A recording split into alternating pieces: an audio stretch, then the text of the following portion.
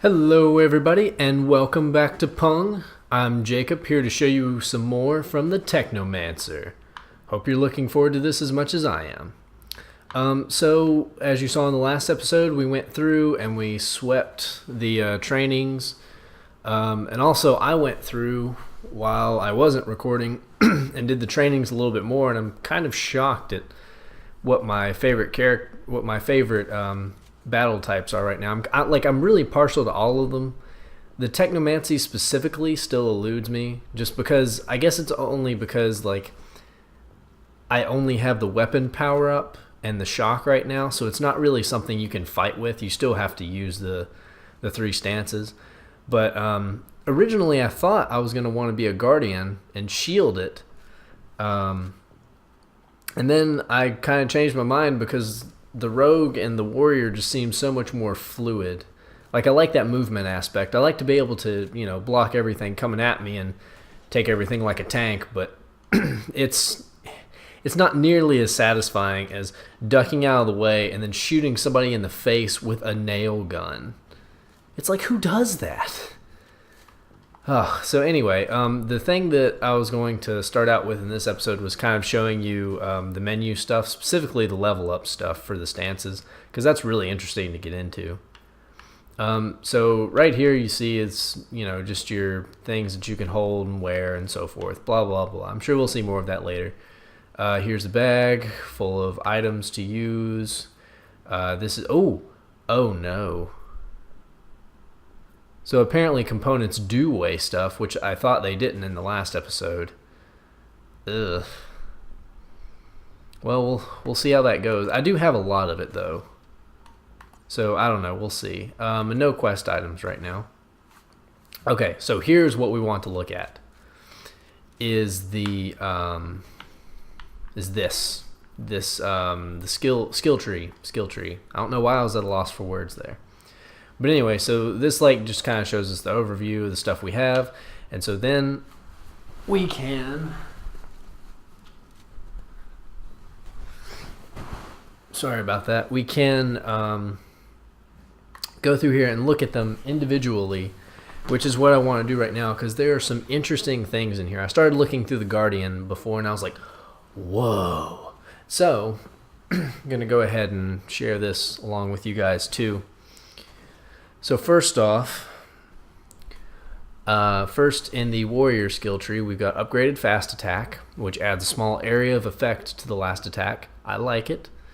And then you can also have an extra upgrade to give to it, increasing the chance of a critical hit for those fast attacks, or increasing the disrupting effect of fast attacks by 10%. So both of those, pretty useful. I like criticals. I also like disrupting in this game, because obviously if you get hit once, it's all over. You are screwed. Okay, so we're going to go up the middle first, because those are the simple ones. These are basically improving your skills overall based on what I've noticed. Or, perfecting your stance all around. It doesn't give you any inherent abilities. It just gives you more bonuses. We'll put it that way. So there's increased damage done by all staff attacks by 10%. Increases the attack area for all staff attacks. Gives you 50% chance of resisting an attack that should knock you over. Increases resistance to disruption from staff attacks by 10%. That's good. Berserk, combat trance that increases all damage by 50% and lets you unleash all attacks a bit faster for 15 seconds. Can be used every 59 can be used every minute minus 1 second. Don't you dare take for granted the fact that you have 59 seconds. Don't overestimate your payout. And then the bonuses on this one: increases resistance to disruption during the effect by 20%, or increases the duration of the effect by 10 seconds. Obviously neat and useful. You go up to 69 seconds. Okay, so now we'll go through the bottom tier here. Oh, also these 5 things off to the side, those are just what you can do as you have the warrior skill tree. Okay, So now we have here, I'm going down the bottom side. So you can go to upgraded disrupting attack. 20% chance of knocking the opponent over with the disrupting attack. And the options here are disrupting attack causes 10 damage or increases chance of knocking the opponent over with the disruption attack by 10%. Interesting. And the disrupting attack is your kick, which I really like. That's very satisfying. Okay, the skill after that increases the disrupting effect of disrupting attacks by 20%. Sorry, I thought that was one of the same things that was on this one, but it's not. It's different. So yeah, that's good too. And then if you continue on this one line, it gives you 65% chance of dodging projectiles during a disrupting attack. That one sounds interesting because what I've heard, see, like I actually went ahead and I cheated and I watched a review, not to learn how to play, but just to see how the game was. And there were some people that had some qualms with it. One of them being the fact that enemies have guns, but other people don't. So yeah, for some reason it's like the enemies get guns and it becomes incredibly unfair at some points because neither you or your allies really have guns, but they've got these fully automatic things. Then you've got your little nail gun pistol thing. So it's strange, which is why I kind of like all these ideas of dodging and reflecting projectiles. So on down the line, we find upgraded dodge. It is dodged at the last moment. The next attack has a 20% better chance of knocking the enemy over. So this increases the chance of knocking the enemy over by an additional 10%. Also increases the chance, or increases the chance of a critical hit by 15%. Those are your bonuses. Okay, then you can also have the time you have to start a critical dodge is a bit longer. Okay. Okay. I see now. It's a timing thing. I see now. And then dodging forward moves you farther. So it pays you for being aggressive. So, like I said, the middle line, progresses you overall and leads you to your what we'll call an ultimate, because I have played Destiny and I have played Overwatch and all these other games that now have supers and ultimates and all that stuff. So that's what we're going to call it. So it appears like the bottom tier, it seems to me that this is the more aggressive side because it deals with giving you criticals and disrupting. You could say that I'm wrong, but I feel like that's where this is going, is that this is the more aggressive side of the tree. All right, so now we'll go to the other side. Upgraded area of attack. If the attack is parried, it is not disrupted. Oh, okay. I get it now. Yeah, because there's a difference between parrying and disrupting. So it can be blocked, but it won't knock you back. Your options for this one are increases damage done by area attacks by 10%, or increases chance of knocking the opponent over with area attack by 10%. Okay, and the next one is increases resistance to disruption from area attacks by 20%. Then there's increases the chance of disruption by all staff attacks by 10%. Okay, increases chance of a critical hit for all staff attacks. Tornado, powerful attack that hits every nearby enemy several times while you are moving, increases resistance to disruption during the attack. That's cool. I like that a lot. Options here, increases the disrupting effect of the attack by 25%, or lets you control the direction you move in better during the tornado attack. Now that is cool. I like that a lot. Increases chance of knocking opponents over with all staff attacks by 5%. So whereas this side was pretty aggressive, both sides have knockbacks or this disruption type stuff. Actually, no. Sorry. Okay, so this one's more about disrupting. This one is more... Yeah, I guess this one's more about knockbacks.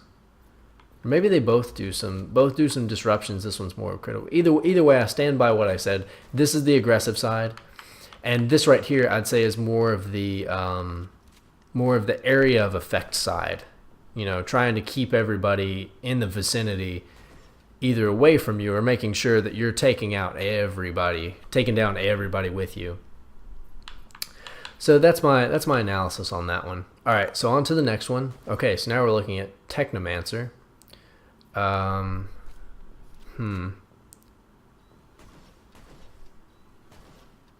guess these are like starting things. Oh, the surprise attack. Yeah. I've seen that one in the previews where like he puts his hand near their head and then he just gives them a shock and they go unconscious. You start out with electric arcs and electric weapon. Technomancer training. Lets you use gloves. Wow. Awesome.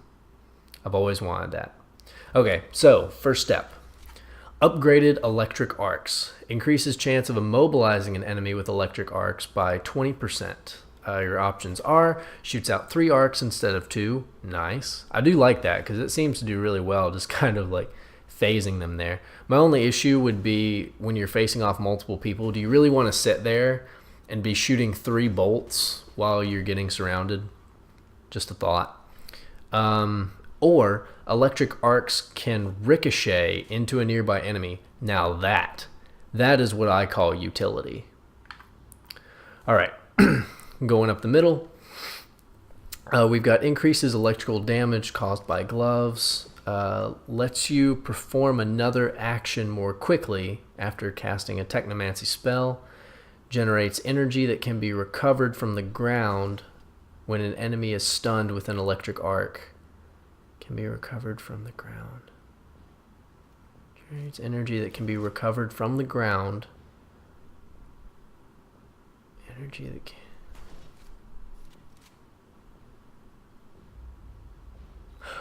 Oh, okay.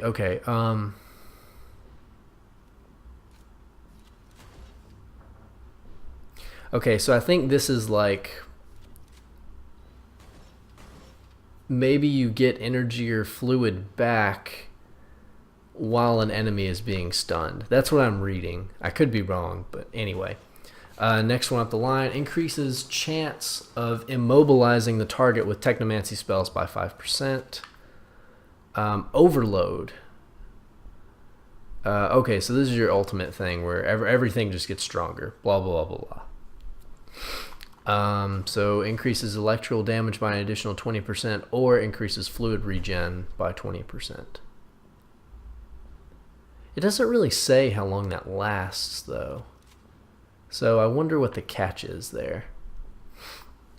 Okay, so now we're going to the left. Electric Fist, a punch charged with electricity and with a high disruption rate. Increases damage from the Electric Fist by 50% or increase the chance of immobilizing enemy on impact by 25%. Okay.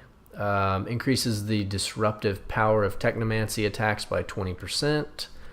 The physical and electric defenses of enemies hit by an Electric Fist are reduced to 25% of their value for 20 seconds.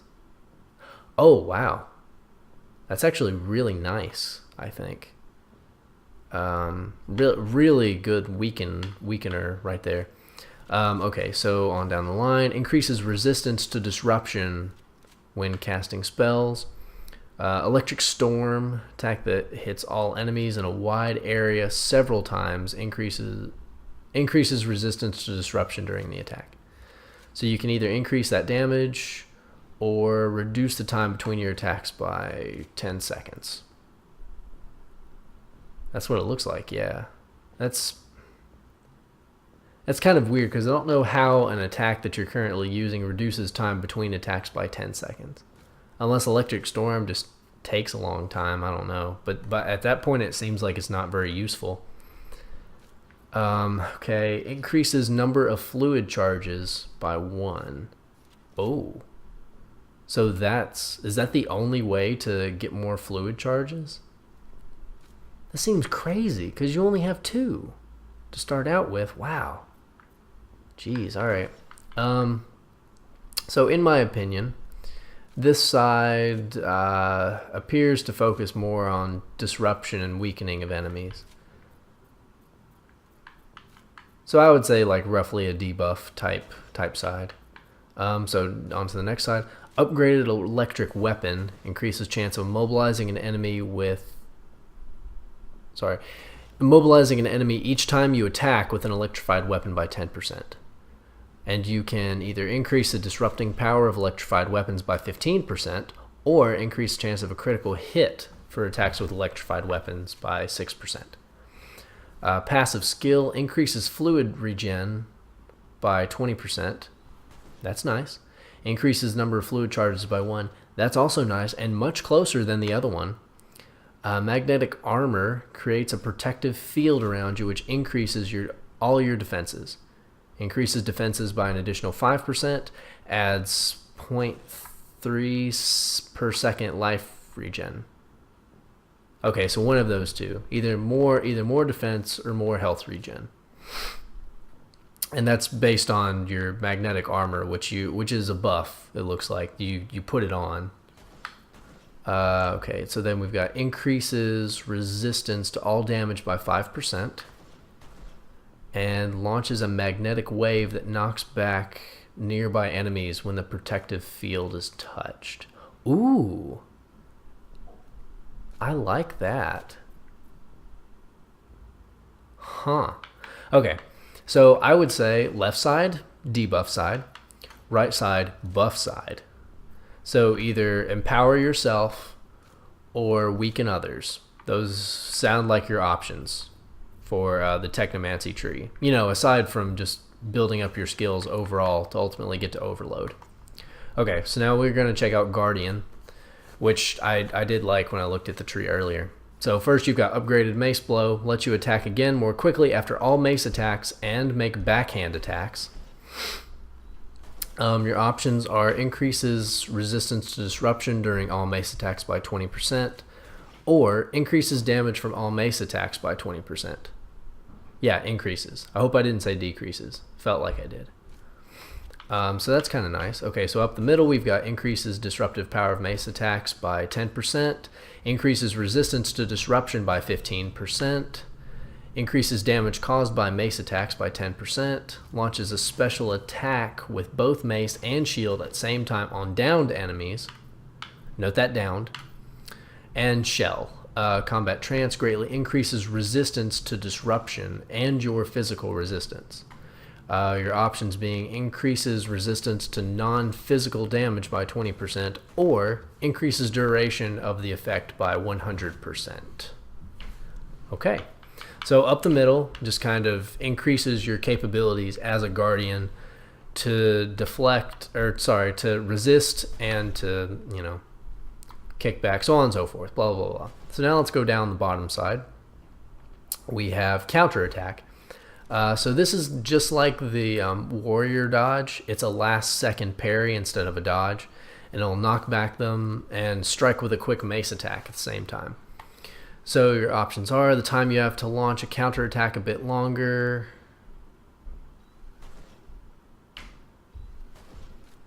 I don't think they fully finished that sentence, but I get what they're saying. You get more of a window, just like with the dodge. Okay, and the attack following a counterattack is automatically critical. Okay, it lets you perform another action more quickly after parrying. Makes you harder to disrupt by parrying powerful attacks.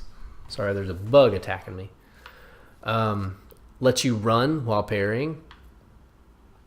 Instinctive parry gives a 15% chance of blocking enemy blows and projectiles even without parrying. This. I like this a lot. It can increase the chance of blocking hand-to-hand attacks by an additional 10%, or increase the chance of blocking projectiles by an additional 25%. I really like that one.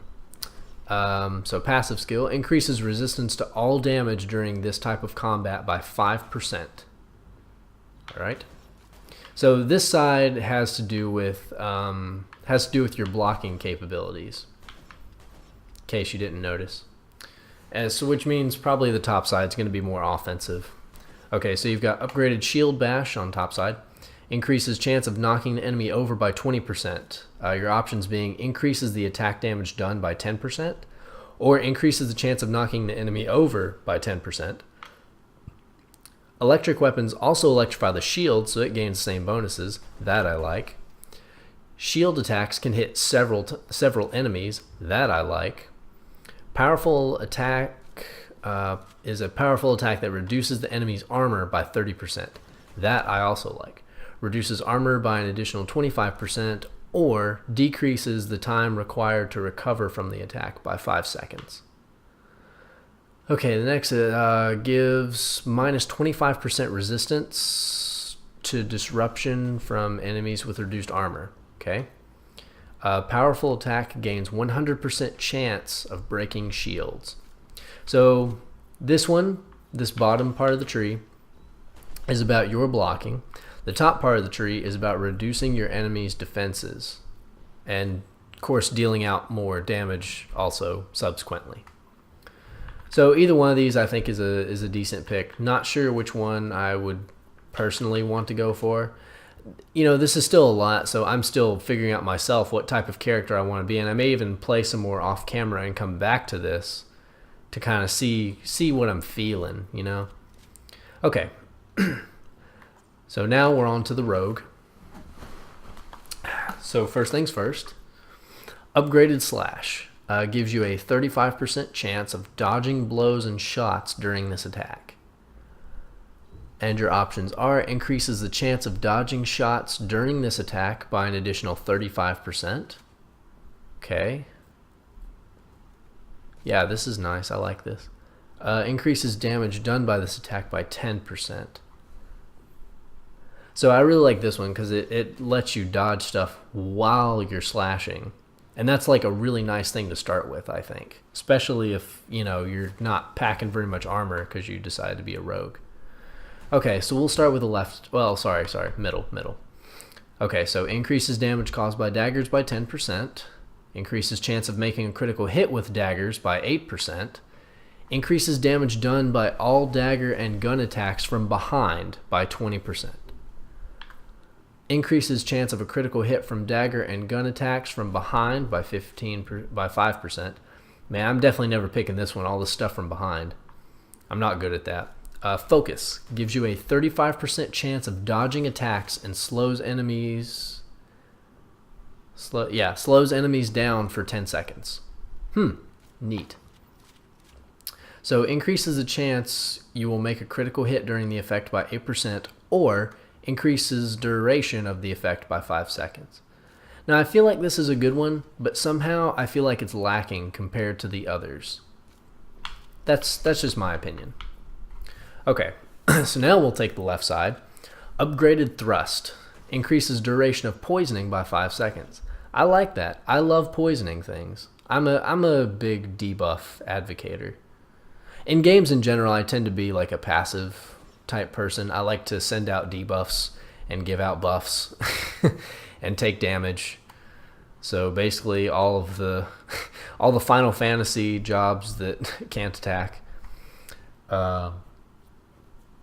Okay, and so your options are poisoned enemies do 25% less physical damage, or poisoned enemies take minus 25% physical armor. Interesting. Okay, and then increases the chance of poisoning opponents with thrust by 25%, and then increases poison damage. So I'm assuming now that the left side is going to be all about the poisoning. Okay, so next adds 10% chance of poisoning opponents with gunshots. Explosive shot. Powerful area shot that disrupts and may knock out opponents within close range. Greatly increases overheating. Don't know what that is. Increase it. I guess it's like, you know, after you fire so many shots, then you can't. They stop you short to keep you from spamming.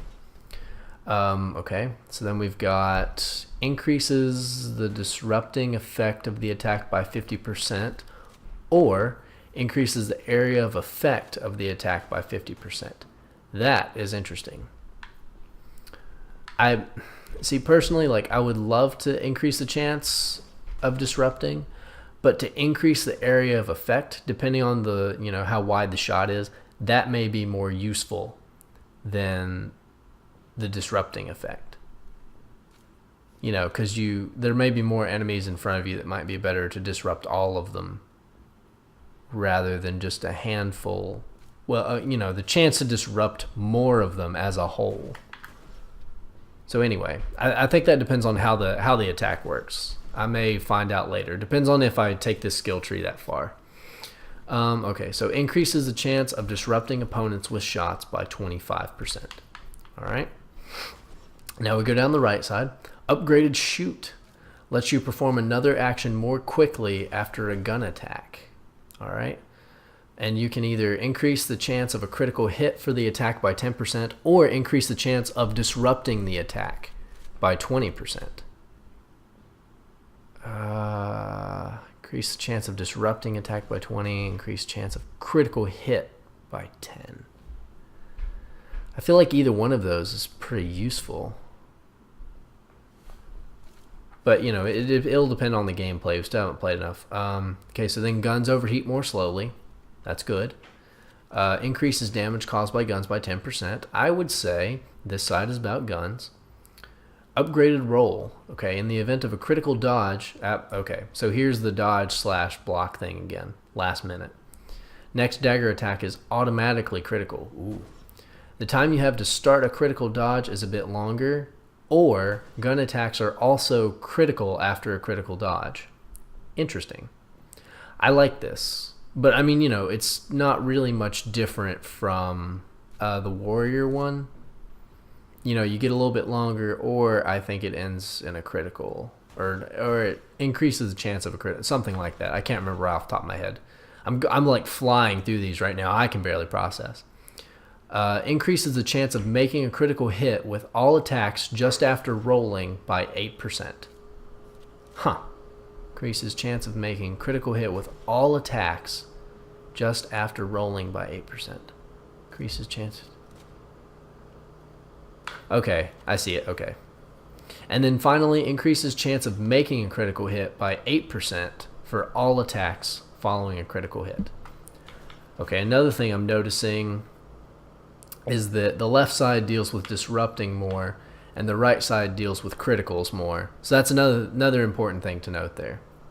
Okay, and so that covers all of those. So we'll keep looking through this menu real quick to end off the episode. So here are your talents once more. We've already looked through those. And so here's your attributes again, same as they've always been. Stats, here's the thing that you're kind of looking at to see where you are in terms of a character, what your bonuses are, where your talents and attributes are, and looks like what's a completion bar for each of your stances. Also gives you like how much weight you're carrying, your fluid, your health, your experience, all that stuff, blah blah blah. All right, here's your journal. I haven't figured out how to completely look through it yet since there's only one quest active, no secondary quests. So we'll look through that more later, but here it's standard. You can kind of pick through stuff.